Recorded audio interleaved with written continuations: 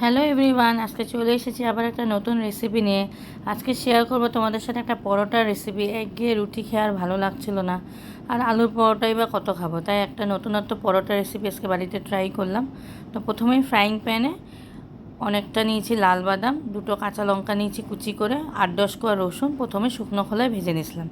তারপর সামান্য refined oil দিয়ে 1 চামচ দিয়ে দিয়েছিলাম গোটা জিরা দিয়ে একসাথে সব কিছু এইভাবে ভেজে নিয়েছিলাম। তারপর অল্প নুন দিয়ে দিয়েছি পরিমাণ বুঝে, দিয়ে হালকা যখন ভাজা ভাজা হলো কিছুটা দিয়েছি ধনেপাতা কুচি বা ধনেপাতা গোটা, এরকম ধনেপাতাও দিতে পারো। হালকা ভেজে নেওয়ার পর একটা মিক্সার জারে আমি এইভাবে গুঁড়ো করে নিয়েছিলাম। এটা কিন্তু পুরো শুকনো অবস্থায় গুঁড়ো করতে হবে, কোনো জল দিতে হবে না।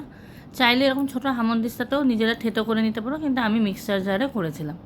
উল্টা দিকে আটাটা আমি আগের থেকেই মেখে রেখেছিলাম ডোটা। তো ওখান থেকে লেচি কেটে প্রথমে এরকম বেলে নিয়েছিলাম। বেলে নেওয়ার পর এই পুরটা যে আমি বানালাম বাদাম দিয়ে, ওই পুরটা পুরোটা লাগিয়ে উপর থেকে আরেকটা রুটি এরকম দিয়ে প্রেস করে দিয়েছিলাম।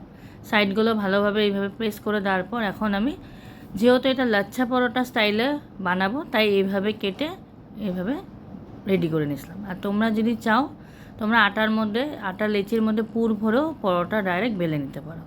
তা আমি এইভাবে বেলে নিয়েছিলাম। বেলে নিয়ে এখন তাওয়াতে দিয়ে দিয়েছি, প্রথমে ভালো করে সেঁকে নিয়েছিলাম। তারপর অল্প অল্প তেল দিয়ে উল্টে পাল্টে এইভাবে থেচা পরাটাটা রেডি করে নিয়েছিলাম।